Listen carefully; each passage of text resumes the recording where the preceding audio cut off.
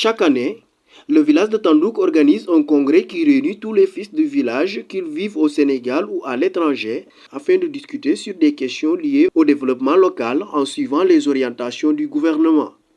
La 49e édition a été présidée par l'adjoint au sous-préfet de l'arrondissement de Tandouk, qui est revenu sur l'importance de cette journée. Nous avons fait un congrès aujourd'hui pour faire un appel à l'encontre de la population afin que la population se mobilise et qu'elle puisse discuter, débattre et voir les points saillants capables de leur apporter un développement au sein de leur localité par rapport aux objectifs du président de la République. Logique dans sa vision depuis les années 1960, le congrès de Tandouk est très bien structuré.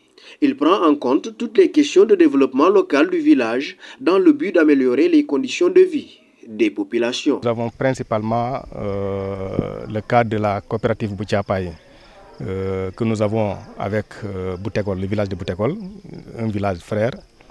Il y a aussi le forage de Tandouk. Naturellement, c'est une infrastructure qui aujourd'hui, la gestion pose un tout petit problème et que le Congrès souhaiterait corriger à travers une réorganisation du comité de gestion. C'est aussi les écoles, le primaire, le centre de formation professionnelle, le poste de santé, le lycée, en tout cas tous ces infrastructures sociales de base rentrent dans le cadre des activités de Honoron qui, à chaque fois que de besoin, le président entre en contact avec le chef de village, avec les notables qui sont là, pour voir dans quelle mesure on peut effectivement réajuster tous ces problèmes-là. Il convient également de signaler que les ressources principales qui financent ces réalisations proviennent essentiellement des cotisations des fils du village, même si un appel est lancé au gouvernement du Sénégal pour les soutenir. La ressource principale effectivement de l'association demeure les cotisations de ses membres. Donc chaque année, selon la catégorie professionnelle, les gens cotisent de 10 000, ça varie en tout cas de 10 000 à 2 000 francs, n'est-ce pas? Même les jeunes contribuent à autour de 2 000 francs et les femmes. Donc c'est ça principalement la ressource qui nous permet de venir à bout à certains de nos problèmes. Naturellement, ce n'est pas suffisant. C'est pourquoi, dans le cadre de la politique de l'association, nous travaillons en collaboration avec le gouvernement pour certains projets, donc à incidence financière importante. C'est le cas aujourd'hui du centre de formation professionnelle où un dossier est déjà déposé au niveau des autorités compétentes pour la construction du centre parce que le site étant déjà identifié. C'est aussi le forage. Nous travaillons avec les autorités compétentes pour voir dans quelle mesure on peut faire l'extension.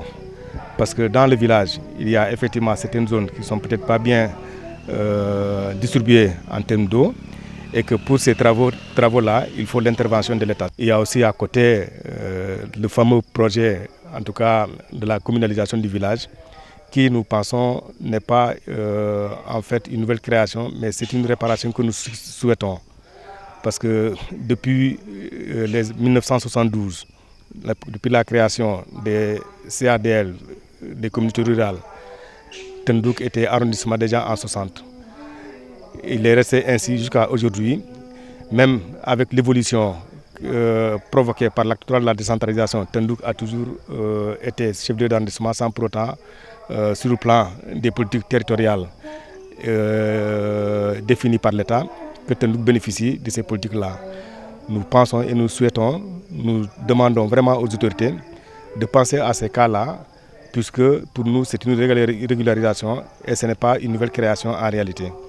On voudrait que les autorités actuelles puissent rétablir ce souci-là et que Tandouk devienne une commune à part entière. Cette édition est marquée par l'organisation d'une conférence dont le thème portait sur l'importance du recensement des populations en milieu rural. L'idée un peu c'était d'expliquer un peu aux gens en fait l'utilité du recensement, parce qu'effectivement on s'est rendu compte, c'est pas seulement au niveau de la commune de Mongongoulok, mais c'est un peu partout au Sénégal. Il y a eu beaucoup de réticences en fait en termes pour le recensement de la population.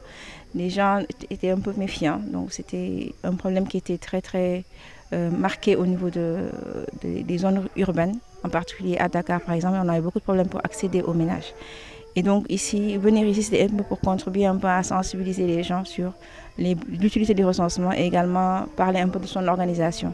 Et on a un peu également évoqué l'aspect confidentiel pour contribuer un peu à toujours rassurer la population sur cette activité qui est vraiment importante pour la planification des activités et des infrastructures.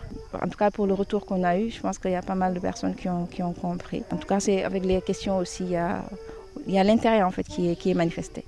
Au-delà d'un simple cadre de retrouvailles, le congrès de Tandouk s'affirme comme un espace de réflexion et d'action où la diaspora et les résidents conjuguent leurs efforts pour impulser le développement local et préparer l'avenir du village.